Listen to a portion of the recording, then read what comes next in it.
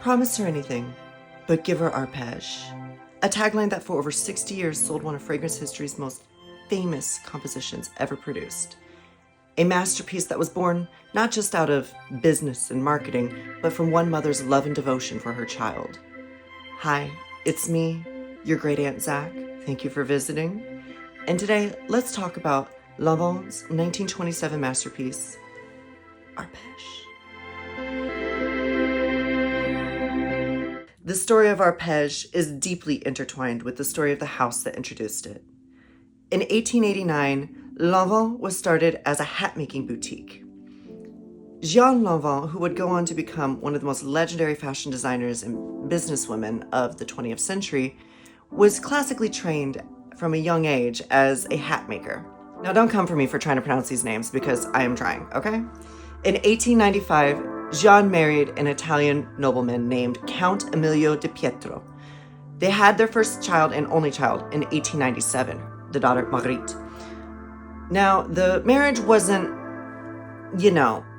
good. So they divorced in 1903. But you see, the birth of that child was kind of a spark for Jeanne. And it kind of unlocked a creative potential for her, not just as a mother, but as a businesswoman. For Jeanne, the birth of Marguerite proved to be a catalyst in her life, not just in becoming a mother, but also as a creative. You see, the love that she felt for her daughter inspired her so thoroughly, and her daughter kind of became a muse for her. In fact, even the logo for Lanvin to this day is a stylized cartoon drawing of the two of them dancing at a costume ball. Jeanne would spend hours upon hours designing outfits and accessories and costumes for her daughter, and at some point Marguerite became one of the best dressed children in all of Paris, if not all of Europe. The fashionable elite of Paris began to take notice, and by 1908, Jeanne had enough demand to where she would open up a children's department, and then soon after she would follow it with doing mother-daughter appointments and, having them come in together and design outfits for the both of them. And it was kind of something she was very known for in those early days of the fashion house. But those first departments, that first children's department, is really where Lanvin was born. And from there, the history of a house was etched in stone. In the 1920s, Jeanne would even expand her company into many different industries: fragrances, home goods, menswear, furs. But fragrances, she found her foothold in 1924 with their release of Meissen, or as it was known in Europe, Montpechet. For the follow-up, Jeanne would commission two master perfumers, André Fraisse and Paul Vacher. Fraisse would go on to produce most of the fragrances for Lanvin up into about the 1960s, where Vacher is most well known for not only the production of 1947's Miss Dior, where he had a hand in the production of it, but also his own brand, Le Galion. For Arpege, though, Arpege was born as a commission for her daughter's birthday, and it was a special birthday too, as it was her 30th birthday, which was the age Jeanne was when she had her daughter. The name Arpege is actually the French word for arpeggio. The story goes that when her daughter first got the composition and put it on herself, she was absolutely enthralled with it. For her, she thought it played out like an arpeggio, where each note just kind of came into each other. And so the name Arpege was born. But let's really see how it smells. Let's talk about it. Now, Arpege is probably my most bought and most owned fragrance.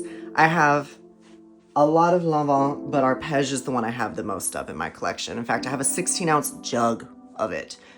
No one needs that. I don't even know why they sold that back in the 60s. It boggles my mind who was buying a 16-ounce jug of Arpege. I mean, I guess if you really, really like, it lives with me now, though. So that's the moral of that story. For this review, I'm going to be using this guy right here.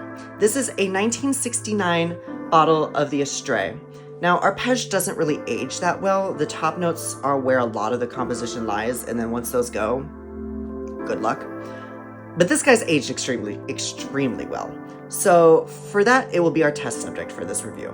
So let's open it up and try her out. Arpege is one of my most favorite fragrances to open. I think it's just so stunningly beautiful.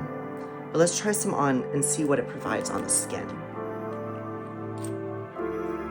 Okay.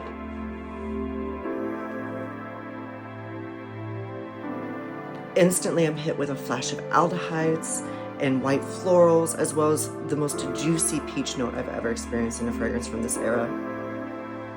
Unlike a lot of scents from this era, Arpege isn't very heavy at its start. I really like that peach note because it's not sweet. I feel like modern peach would be very sweet. This isn't sweet. It's just very fresh. It feels like there is a freshly cut peach right in front of me, but it's not overpowering. It just kind of sits there. And there's also this beautiful, rich honeysuckle that's in it, and that gives it this really fresh, I keep saying fresh, but that's really the vibe I'm getting, is like a garden. Like I'm going out and I'm getting flowers from a garden. And unlike a lot of its contemporaries like number 5, the aldehydes in here do take a back seat. I really like it because it doesn't give this overpowering punch of aldehydes. Rather, it kind of shimmers. It allows the whole top note of the fragrance to shimmer. Like champagne, it kind of bubbles, which I like. And now that that top note's dying down, I'm starting to get some of those mid notes out. And the mid notes for Arpege go a little bit warmer. You still have the white florals, and I'm getting ylang ylang, which I don't actually think is a white floral. I think that's considered a yellow, but to me, that's a white floral. No one's gonna tell me any different. I get a little rose, some lily of the valley, and even more honeysuckle. It's just a very pretty, soft floral.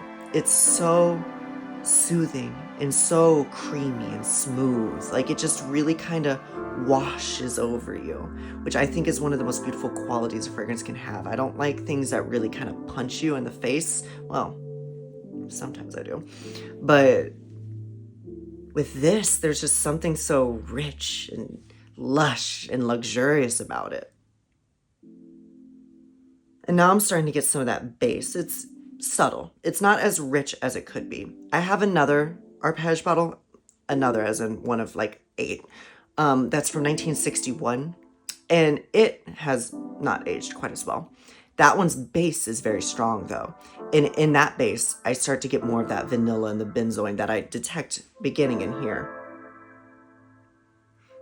The vanilla in here is nice though. Oh, it isn't like a sweet, real, like over the top vanilla. It's warm, it's roasted. It almost reminds me of what you would find in Guerlain from this era, from like the Guerlainade, but softer, more powdery. And obviously, it's a fragrance from 1927. There's going to be powder and floral in here. I shouldn't have to keep saying that, but I really want you to understand this is not like a punch fragrance. This is a very soft wash of florals. Yeah, it's nice. I think what makes Arpege such a glorious composition for me is really the character that shows as it plays out. It kind of dances on the skin. You know, every now and then these notes jump out like carbonation, like the little bubbles, they sort of jump out and then they die back down into this lush, vast denseness of florals, which I think is so beautiful. I like that it dances on the skin. It kind of shimmers and plays out almost like a ballroom in the 1930s, like just people dancing and having fun. It's so beautiful.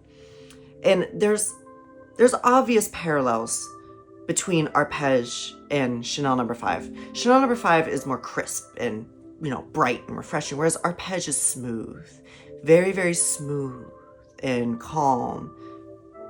There's a fresh crispness to it, but it's not anywhere near the coolness of Chanel No. 5. In fact, I think in the grand pantheon of some of the 1920 scents that are really famous still to this day, where No. 5 kind of rests in that, you know, liberated, really modern, abstract, cool, you know, it punches you in the face with that bright aldehyde and then kind of dies down into a jasmine musk, particularly in the, you know, vintage formulas. And then you have Shalimar. Shalimar is more of that 1920s flapper who, you know, she's a chartreuse. She's Mariah Carey in that one album. She, you know, she is mysterious. She invites you in with her sensuality. Arpege, on the other hand, is none of that.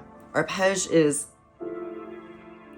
a well-cultured, experienced, wise woman who doesn't really need to shout from the rooftops. She just lets her work speak for itself. And I really think Arpege speaks for itself. It's one of those fragrances where you really do have to try it. It is so beautiful. For Lanvin, Arpege was a smash hit.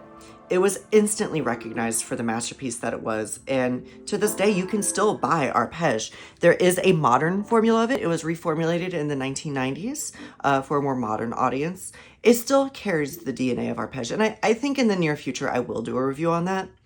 But until that day comes, I will leave you. Thank you for visiting with your great Aunt Zach, and I hope you have a good rest of your day.